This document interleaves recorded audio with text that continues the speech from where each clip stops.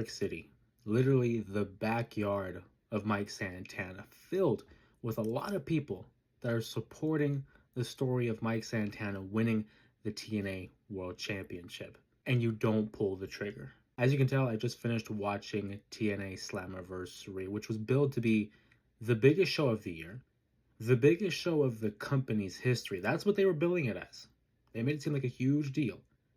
And granted, there were a lot of great matches on the card. I will say the standout for me was probably the opener between Mustafa Ali and Cedric Alexander. But I'm specifically talking about the main event matchup. We had Trick Williams, we had Mike Santana, Joe Hendry, triple threat match for the TNA World title. And I thought for sure, if you guys saw my predictions video for the TNA Slammiversary event, you knew that I had selected Mike Santana as the winner. I thought for sure they were going to pull the trigger here and have him finally win that world championship. They highlighted his redemption story about his issues with sobriety, losing his father, all this to get us emotionally invested in the man that is Santana.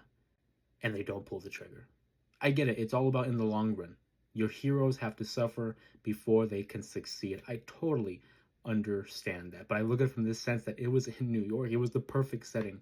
It was the perfect opportunity to have him crowned that TNA World Champion. And then on top of that, you saw the entrance that he had entering through the crowd as he always does. And the way the crowd had accepted him and they cheered him on. They wanted this. Sometimes the obvious answer is the right answer, but nonetheless, they didn't pull the trigger.